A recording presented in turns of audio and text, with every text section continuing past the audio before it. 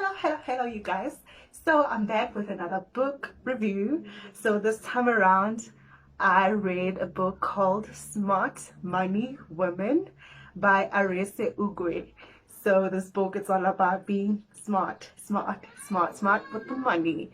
So the structure of the book.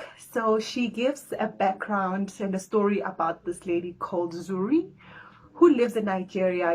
She unfolds her spending and her relationship with money, and even better, there's a bit of a love story attached to it. So it's good to read a love story. So she gives us lessons from her story, and she also gives us exercises as well. So that's how the book is generally in each and every single chapter. So 5 things I learned from this book. So number 1, you really have to measure your worth based on your savings and investments and not your spending patterns. So she speaks about something that is very important and very prevalent and dominant in the African race, wherein, we see somebody as worth something if they have like a Mercedes Benz and they stay in the biggest mansion, all those things. Those are just spendings. It's not necessarily a definition of wealth. That doesn't mean they have investments. That doesn't mean they have anything. So she speaks about changing our perception from seeing somebody as wealthy, or from seeing ourselves as worthy from the things we own and the things we've bought. That is cash outflow, and it's not necessarily cash inflow, nor is it generating any further income. So let's change our perspective on that.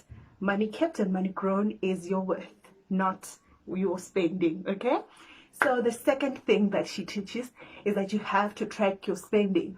So I came across a lot of people, because I like to have financial conversations, and most people don't actually track their expenses.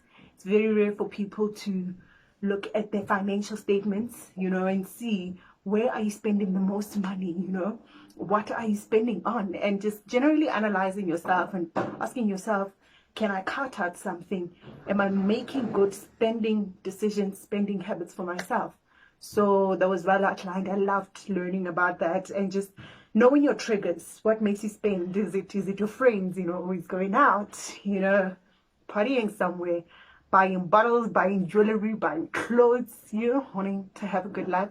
So you should know your spendings and track, know exactly how you spend and follow that up.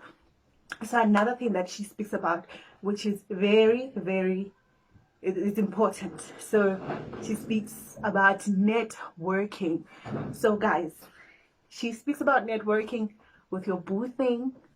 You network with your friends, you network with people you don't know, you network with everybody.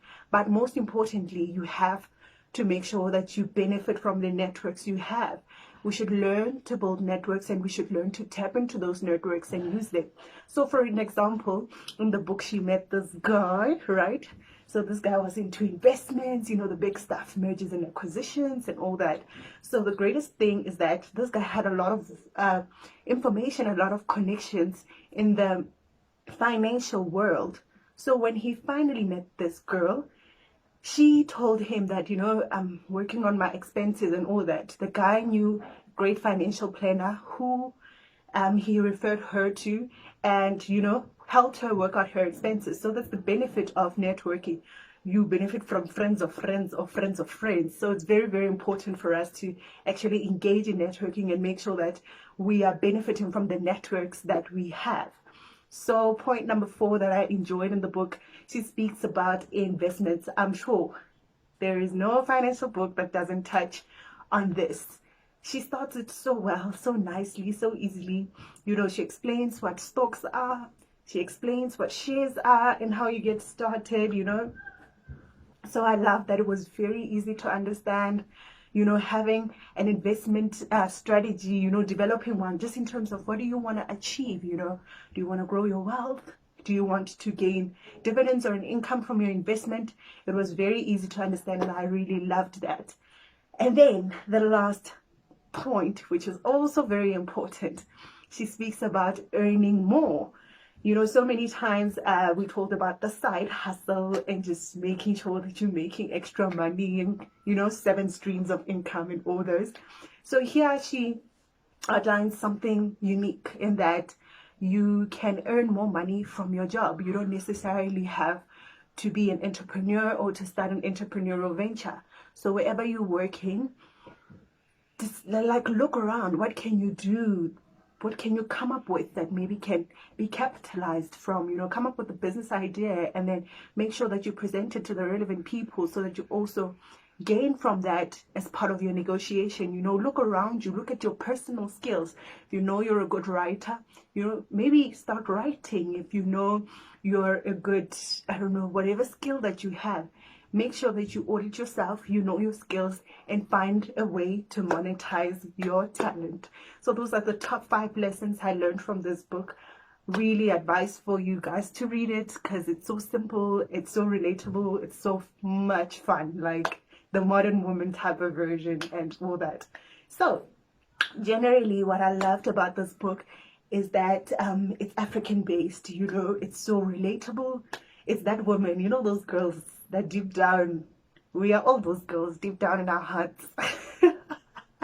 Those girls who love to spend money, those girls who want to live a good life. And there's nothing wrong with that. We all want to live a good life. I mean, don't we feel like we deserve it? Don't we deserve it after all? So yeah, she brings out lessons after every single chapter. She summarizes them so beautifully.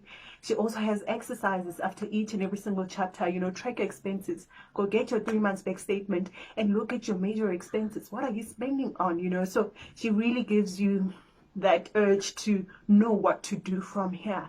Loved that. And then, you know what, it's good to read a love story.